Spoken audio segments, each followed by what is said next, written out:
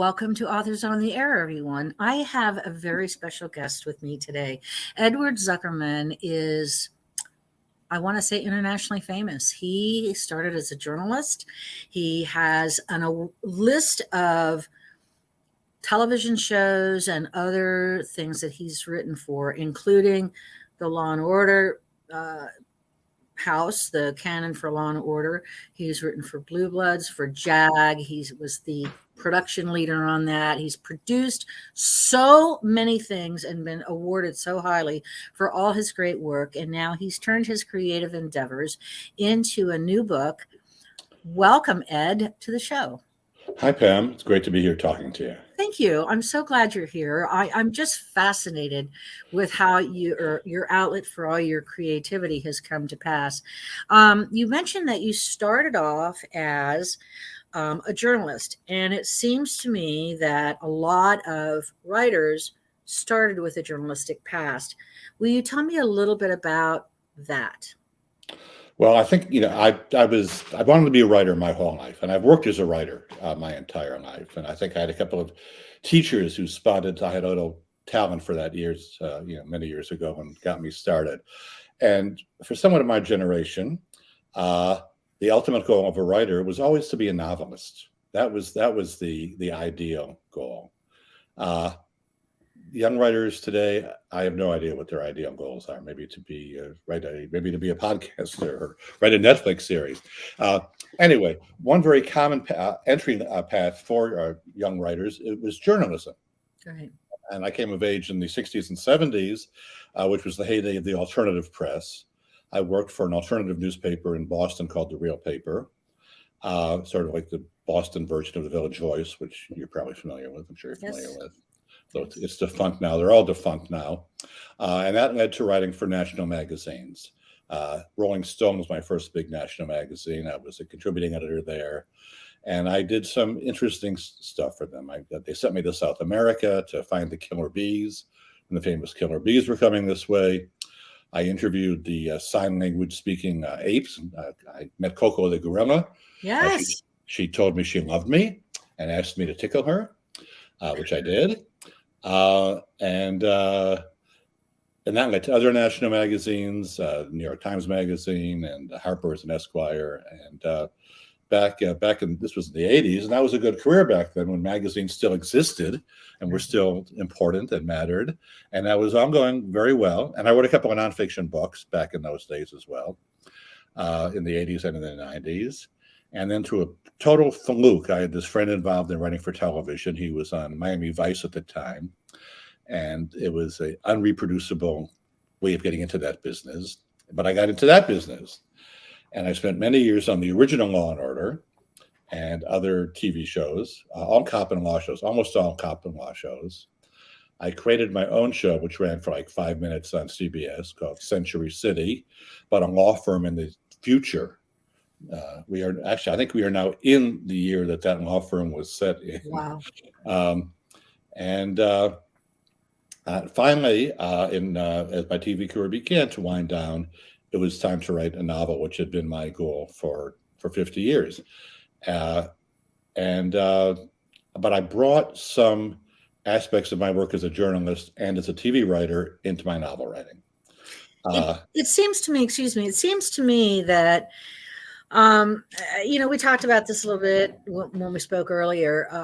Many of the writers that I know who were journalists or wrote for television, because it's a spare amount of writing, especially if you're writing a television script, you're not describing the scene or anything. You really are just telling the story and letting everybody else fill in the rest of the stuff. The same way as journalism. Now, I actually thought I would go into journalism after I had a degree in English and thought I would go into journalism. And then one summer we did an internship at the Miami Herald, and the guy said, "Oh, this is like the worst business to be in. You'll never get paid." So I said, okay, that was fine, and at least he told me. But you and I have a lot of mutual friends who've written for you. Paul Levine, I'm sure you know John Schulian. And you know John? Yeah, I've interviewed John. He's such a nice guy. And other people who have, who've been in the industry. Art, did those prepare you for writing your first book? Or is this this is your first full-length novel, This is correct? my first novel. I did write a book of narrative nonfiction, Okay. uh, but writing a novel was a lot harder than I thought it would be. Tell me why. Well, because in a TV script, you can say interior restaurant night, Ed and Pam are sitting at a table. In a novel, you have to describe the goddamn restaurant. Uh, You have uh, to introduce Pam and Ed, right? yes, Do a character study on them. yes. TV scripts are all dialogue, mostly dialogue. Right. There's just so much more to it.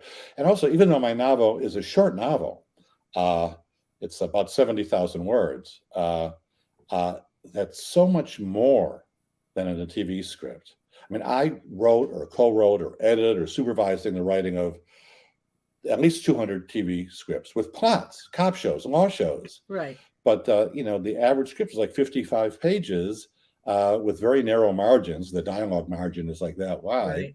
and a novel was just so much more than that. And when you write a TV script, just under the supervision of a network or studio, you have to do a detailed outline before you write the script.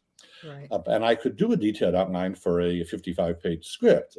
It was not easy. That was actually the hardest part of the job, harder than writing the script once you had the outline. But I couldn't outline a 300-page novel. I just couldn't go that far ahead. So I found myself outlining the next 30 pages and then leaving myself somewhere to go from there. But I couldn't, things would come up. I'd have a new idea. A joke would come to life, or there'd be a line of dialogue, or I just feel a need for a new character. I've always liked mysteries and thrillers, and my novel is in the thriller category. Right. And I sat down to write. I'm not the first writer to say this. Sat down to write the kind of book I like to read. Right. So I wrote a pretty spare thriller with a heavy dose of humor, which is also been one of my specialties. Let's make a slight digression here.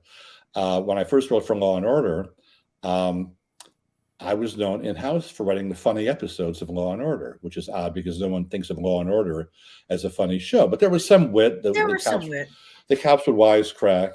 And very early in the show, it was probably the second season, the show ultimately ran 20 years, and now it's been revived with a new version. Anyway, Dick Wolf, who was the creator of the show and was very hands-on in those days, now he delegates. He has a multi-billion-dollar enterprise. He can't pay attention to every script. Right. But back then, it was his only show, and he came into my office one day and he said, "Ed, I got your new script. It's very good. You know, we're going to shoot it next Tuesday or whatever it was." But he said, "There's too many jokes in it. I've circled every joke. There's a joke on every page. Cut half of them. Your choice, and then we're good to go." Whoops. Interesting. So, well, let me ask you something. When you're writing the book, now I only have a digital copy. Do you have your book handy so you can hold it up for everyone? Oh, yes. I just happen to have 50 copies in the next room. Oh, good. There. Okay, there we go. Okay. Wealth Management is the title of the book. I'm sorry I didn't say that earlier. Thank you, Ed. Wealth Management, a novel. The novel. If anyone gets confused and buys it looking for investment advice, I'll take their money too. Yes, Wealth Management, it's not. A novel. You can find it easily on retailers wherever you go. When you sat down to write the novel and you recognize that you're used to writing 55 pages of dialogue versus a fully fleshed out novel, was your first draft very spare? My first draft is very spare. My final draft is very spare. I'm one of those writers who basically polishes as he goes. So there were not major rewrites, but I mean, I think I read, it was some other much more famous writer than I, who said that every day when she sat down to write, she would reread what she'd written up to that point, right, and polish it. And that's what I did. So I rewrote as I went. But it is a spare book. It's about 50 3-page chapters, or 60. I forget exactly, but there are very short chapters. I don't like to read or to write description. I get bogged down on that. I don't think it's interesting. Right. So I was it is spare, but I Because managed to eventually you make have to leave 70,000 some words. of it to your reader's imagination, like you're talking about, what color the sky is. You don't have to name all the different colors the sky is. And you also don't necessarily have to give more than a vague description of your characters. A lot of times, you allow your reader the choice to decide who the characters are. Right. So, which is something that Robert Crace likes to talk about. When I asked him to describe Joe Pike and Elvis Cole in his books, he said, "What do they look like to you?" And he says, "It's up." Whoa, I don't know what happened there. We got blinks. Sorry. I don't know what that was. It's up to the reader to decide what you want them to look like. He said that's another reason why he'll never sell his books for film or television, which I Oh, thought was really? yeah. He's so loyal to the brand, and he doesn't want somebody else's vision of his book to go through. That's besides the point. So I have heard other writers that do that in order not to say for some reason you have to take a day off from writing. I don't know if you were a dedicated writer daily or not, but in the event you had to say go out for a doctor appointment or have your teeth cleaned or something, and you lost your place in the writing process, reading back to what the previous chapter was helps you get back into the story, doesn't it? Absolutely. And you're never not working. I mean, my book, it's in the thriller category. The plot is very important to it. Right. I actually have two main stories, two A stories, as we would say in the TV business, with Right. a couple of B stories. Right. And at the end, they all had to come together in a climax. I had to bring unrelated characters into the same physical location on the street in Geneva at the end for it to work. And that required a lot of thought. And so, walking, going to the dentist, taking a shower, sleeping, dreaming. It took a long time to figure that out. Interesting. When we talked earlier, you said that you went to Nigeria to get a feel for the country. It's almost like you walked in your character's steps. Obviously, you're not Nigerian and all, but Right. Did it help you when you were trying to envision the whole book, that particular part of the book? Well, I mean, as I come from journalism, and I think that real stuff is a lot more interesting than stuff you sit around and just make up. I agree. And in fact, I'm going to digress slightly and remind me we're back to Nigeria in a minute. But the impetus for this book is something factual. After 9/11, there was a report that someone had sold airline stocks short right before 9/11. And when you sell stock short, you profit when the stock price goes down, as you're probably aware. So after 9/11, airline stocks went way down. So someone made a fortune from what happened in 9/11, and people thought, holy shit, did Osama bin Laden short airline stocks? Right. To make a few $1 million on top of the horrible the deed. Right. And it was actually investigated by the SEC and the FBI, and it turned out no. I mean, on any given day, someone is shorting some stock everywhere, stock everywhere, and it was some random person in the Midwest, I forget, or some head. Anyway, it was a total coincidence. But that gave me the idea of someone shorting stocks and then doing something to make the stock price go down. And then someone told me that the TV show Billions, is that what it's called? Billions? It had a similar plot, but I was already writing at that point. So I began with this sort of real world factual premise. In the course of developing my story, I wanted to introduce a character who was a detective from Nigeria. Even though my book is set in Geneva, Switzerland, where I also spent a lot of time on the ground. So the book is filled with Geneva stuff that I picked up from being in Geneva. But I like the idea of this fish out of water from Nigeria coming. I've always been interested in Africa. I've been there a few times. But to write a Nigerian detective character, I mean, I'm a million miles removed from being a Nigerian detective, obviously. So I could have just, made stuff up. I could have Googled. I could have read other crime novels set in Nigeria and just stolen stuff. But the ideal thing was to go to Nigeria and meet some detectives, which was not that easily arranged because the Nigerian police are a first of all, notoriously corrupt. And not really interested in. They don't have a big PR firm working for them. Right. You know, you know.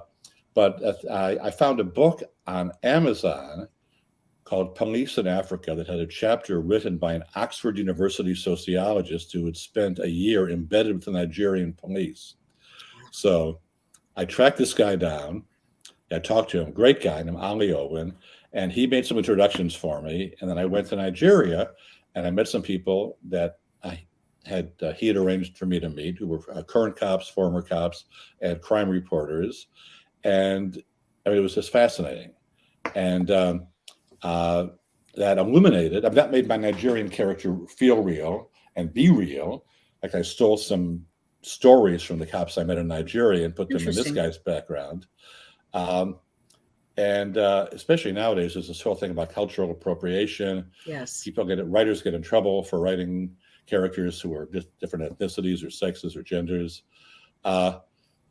So my editor, who was a little bit on the woke side, was a little bit concerned about this Nigerian character. And you have him talking pidgin, which sounds sort of like, that makes it sound sort of low class. And I had to assure her that I'd been to Nigeria. I'd met Nigerian police officers. So not in the sense of hiring a sensitivity reader, which people are doing now, but in the sense of just good old-fashioned research. Exactly. Well, I'm going to just take a second here. If you're just joining us, I am talking to former journalist and an Emmy award-winning multiple times and multiple honorees from many different places, television writer, and now author of a thriller novel called Wealth Management, a novel, Edward Zuckerman. Ed, I'm thrilled that you are with me today. I love your stories about how your past informed your writing today. I want to move on a little bit and ask you if you knew what you wanted your book to be about in the beginning, and did you know where it was going to go to the end, or at least where you hoped it would go? My original planned ending was so stupid, I realized that halfway through I couldn't possibly reach that with any credibility at all. I began with that fact about 9/11. I began with an interesting foreign setting, Geneva, where I'd spent some time with my friends living there. And I think that thriller novel readers like to be taken to exotic places. Like to tell you about what's happening with my next one. Remind me to get back to that in a minute. And also, I had an idea that actually came out of my TV career. I had an idea for 3 characters in a love triangle. Love triangles, I think, make great stories. They're interesting, that's for sure. There's some. You never know what's going to happen. So, classic movies, Jules and Jim, and I mean, so I began with 3 classmates from Harvard Business School, where my daughter just enrolled. So if the professors that read this book, she may be in trouble. But and they're all working in finance now. And there's 2 men and 1 woman. And the woman and one of the guys had an affair years ago. Now they're reunited in Geneva, where she's currently having an affair with the other one. So they're all mixed. Their personal lives are all mixed up. One of the characters is working undercover for the U.S. Treasury Department, investigating dirty money in the financial system. And both where would they find that, And it turns out that both of his former friends, his former girlfriend and his former friend from school, who's now having an affair with his former girlfriend, are handling some suspicious characters, have some suspicious clients themselves. So he's enmeshed with them professionally, secretly, in love with one, resumes his affair. It just seemed like a very rich dramatic area for both the personal conflict, personal drama, and a real-world, fact-based thriller material with terrorist money, mafia money, things blowing up. Although it's not a big action piece. In fact, my main character, who's sort of this undercover agent, is a former hedge fund operator himself, who was motivated to do public service after his brother was killed in the army in Afghanistan. What was the hardest part of writing this book, Ed? Was it developing character? Was it keeping the story flowing? In your humble opinion, how did this start? Well, it started with a place, uh, three characters, a situation, and 9/11. Uh, Where did you bump up against a speed bump? the plot, working out. I mean, I mean, if you write a so-called literary novel, the plot can go anywhere it wants to, or go nowhere at all. Sometimes it's all Right, about the because it's about a characters. character, right? I get Yeah, that. about the character Yeah. relationship. But a thriller has to pay off. Yeah, there's got to be movement and action all the time, It has right? to be, yeah. So I drop a couple of bodies along the way. Although my lead character is not an action hero, although in the very end he does become one against which is part of his character arc, I suppose, his journey, as we used to say in TV. But to devise three stories that kept moving, kept twisting, and then were actually somewhat unrelated, but came together at the end. It was very complicated, and it took years to think about that. When you started writing and you had in your mind what you wanted to do, were you really excited to sit down and put your words on paper? I was excited to be writing a novel, and after I'd written just really a few pages, I liked what I was doing. As putting myself in the reader point of view, is this interesting? Is this I think the first chapter, I hope, grabs you, and it moves very quickly. There's all these very short chapters. You're not going to get short bogged down. chapters. I like short chapters myself. I mean, I read a novel recently. It was a crime novel, but it was by a very well-regarded writer, whom I will not name. And the main character in this novel lived in a house in a rural area, and every time this character walked out the front door of his house, you got a description of how the mountains looked across the way. Every chapter, they were this, and the clouds were that, and the da da da. I don't care. I just don't care. I think it was like I said, you have to give readers some credit to they've heard it once, they can pretty much assume the trees weren't planted someplace else. And this was a very well-regarded novel, very successful novel. It's a fine writer and very successful and bestseller, and it just doesn't interest me. How did you feel when you finished writing the final revision on your book? Well, I was both happy because I thought it was working, but I was also very apprehensive because no one had really seen it. My wife had read a little bit of it, and no one had really seen it. And I have an agent from many years ago when I was a nonfiction writer who handled my nonfiction books. And this agent is actually a very, Binky Urban. She's a very well-known agent. And I sent it to her. And if she had said, it doesn't work, that would have been it. That would have been it. Oh, no. Would you have not written again? I would have put this in a drawer, and I don't know. I mean, she knows books, although she doesn't know thrillers. And actually, in our conversation, after she got the book, she called me like a week later, whatever it was, and she told me that she just received a first novel from another client of hers, who's an excellent journalist who wanted to write a novel. And she said, I got this book and I read it, and I had to call what's her name and say, you know what, this doesn't work. This didn't work. I said, okay, how about mine? She said, oh, you can do it. It's good. Oh, good. So it was, and then selling it, there were a couple of bumps in selling it, but the fact that a reliable, objective person who knew the industry gave it a thumbs up, and it could have gone either way. Because you're sitting by yourself doing this, and who the hell knows? Selling books is a very difficult thing. The marketing of books is not as easy as it looks. It takes an awful lot to get books sold. When you went into this, did you think about that? It's not like, Law and Order, like you said, is so well known. It's got, I don't know how many spinoffs now. The shows that you were on, especially, I guess this is before Netflix and all those other streaming services. Right. you were a guaranteed hit when you stayed on year after year after year, did such great things. I remember when Paula and you wrote for Jag, or you were Paul's supervisor under Jag, and you wrote with Blue Bloods and a lot of these things. Marketing books are a little bit different. What is your strategy, do you think, to get books sold? Oh, desperation. It's true. And it's changed. My nonfiction books came out in the 80s and 90s.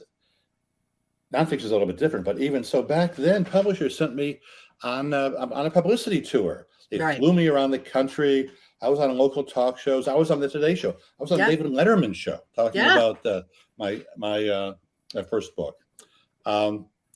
This book, it was like, okay, we'll publish it. We'll give you a modest advance, right? And then then good luck to you. You're on your own. I think that COVID changed a lot of things. Obviously, people wouldn't get on planes and travel, and bookstores were shut down, and people were afraid to go out in public. There was a lot of hysteria and pandemonium with that. But I think that books still sold very well, and so publishers, it seemed, did not want to go back to the way it was. They thought, oh, we're here. Authors are making their own arrangements to be seen in bookstores or libraries. We're not going to interfere. Fine. You want to sell your book, you got to figure out how to do it. And it's really a shame. I don't think any publishers I've ever heard of are going out of business. Only one, and they were not well funded. So you have your work cut out for you, don't you? My publisher publishes a lot of books, and they throw them out there. And if 1 in 50 or 1 in 100 hits, great. But you're on your own. I mean, I hired my own publicist who arranged this interview with you, fortunately. And he's a great guy. Wiley, he's So Wiley is one of the kindest, nicest, most accommodating publicists I've ever had the pleasure of working with, and we have met at conferences. He's just a lovely guy.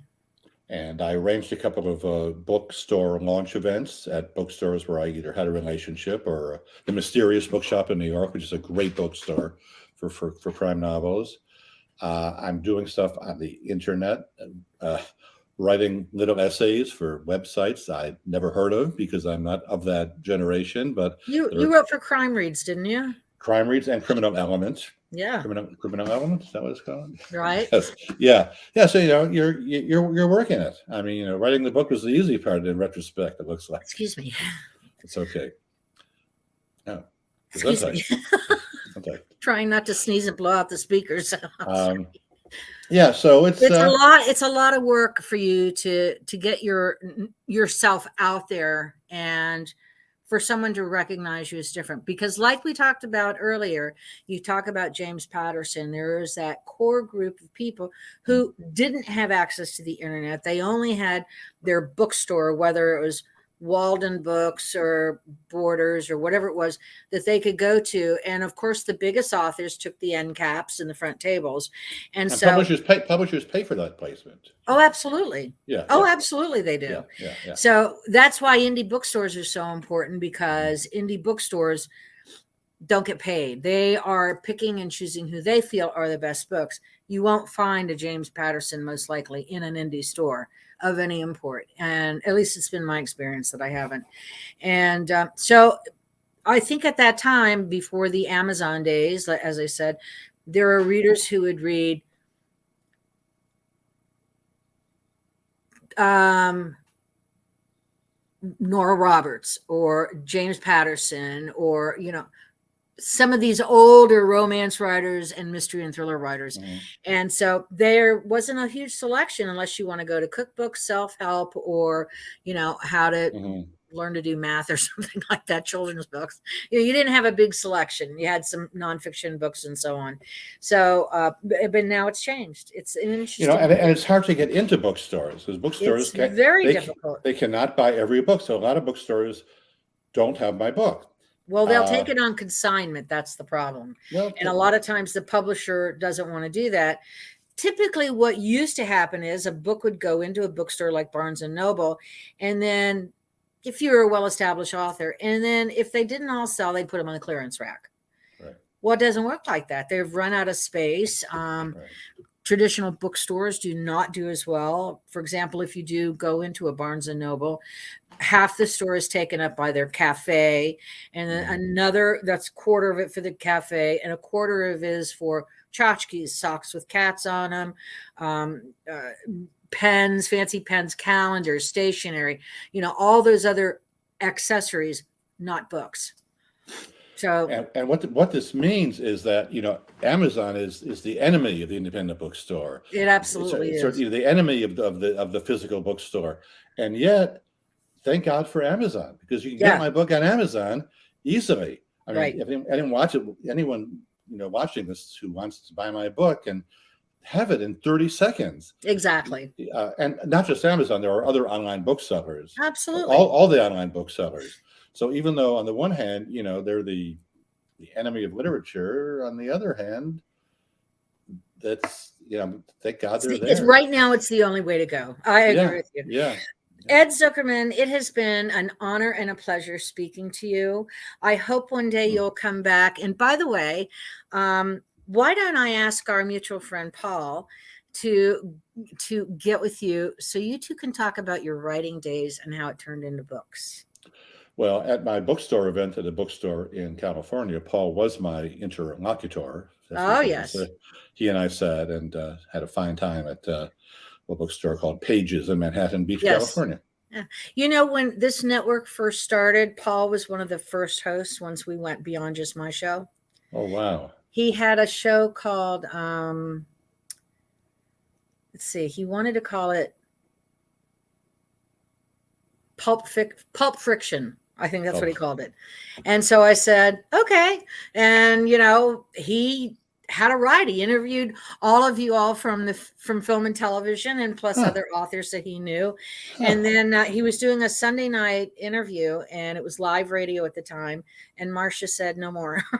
You're not spending time with me. Oh, that's fun. And Paul has a book out right now, as you probably know. He does. Early he does. grade. It's up here on my shelf.